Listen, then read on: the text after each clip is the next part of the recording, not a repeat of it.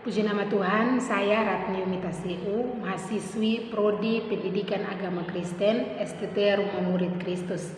Saat ini saya akan memaparkan materi dalam mata kuliah Strategi Pembelajaran Pendidikan Agama Kristen dengan judul materi di sini yaitu Peran Guru dan Siswa dalam Pembelajaran Abad 21. Nah, di sini kita akan melihat tujuan pembelajaran ini yaitu memahami prinsip pembelajaran abad 21, kemudian memahami metode belajar 4C dan pilar pendidikan, kemudian mengetahui peran guru dan siswa dalam abad 21.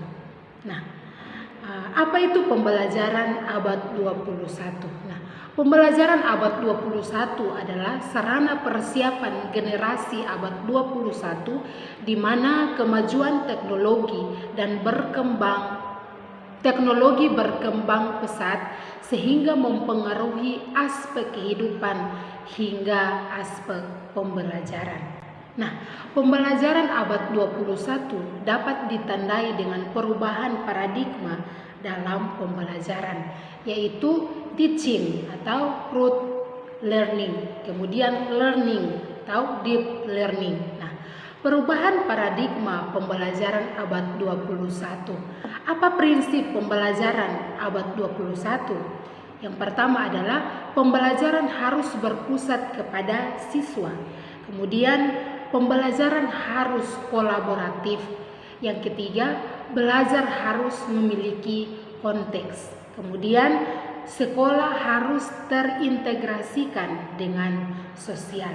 Adapun 4 hal yang mencerminkan pembelajaran abad 21 yaitu yang pertama critical thinking, kemudian yang kedua kolaboratif, yang ketiga creative innovation, yang keempat communication. Nah, metode pembelajaran 4C saya akan bahas satu persatu, yaitu mulai dari yang pertama critical thinking. Nah, melalui critical thinking ini maka peserta didik berusaha untuk memberikan penalaran yang masuk akal dalam memahami dan membuat pilihan yang rumit.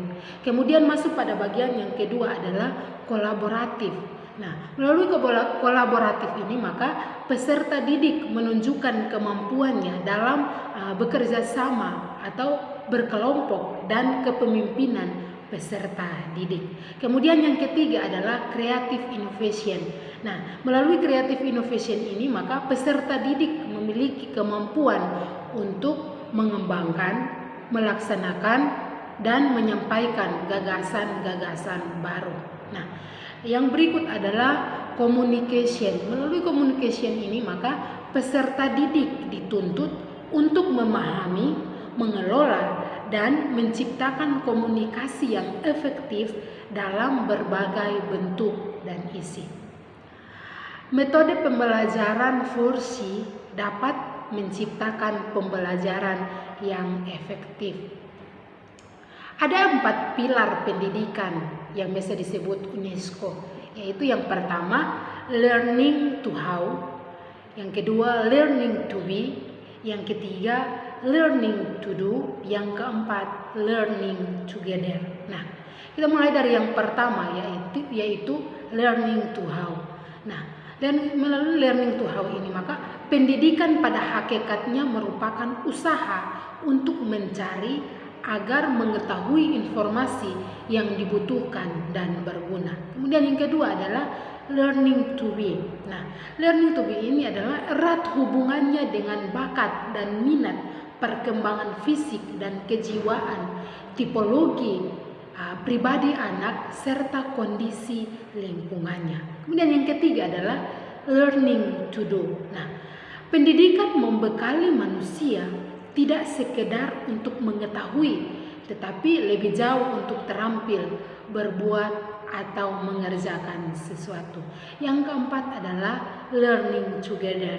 Nah, dengan kemampuan yang dimiliki oleh proses pendidikan dapat dijadikan sebagai bekal untuk mampu berperan dalam lingkungan. Nah, adapun peran guru dalam pembelajaran abad 21 yaitu resource linkers, kemudian membangun karakter, dan juga membangun komunitas belajar, kemudian entrepreneurial mindset, kemudian mengerjakan pemikiran kritis, dan juga menciptakan tantangan. Nah, di bawah ini ada peran siswa dalam pembelajaran abad 21, yaitu belajar dengan berkolaborasi, kemudian belajar dengan berbasis masalah. Yang ketiga, kemampuan high order thinking, kemudian belajar mengajukan pertanyaan.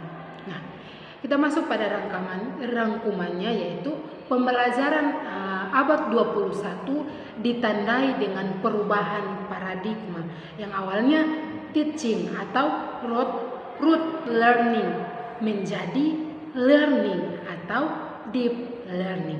Puji nama Tuhan, demikian yang dapat saya sampaikan melalui materi ini, dan Tuhan Yesus memberkati. Haleluya.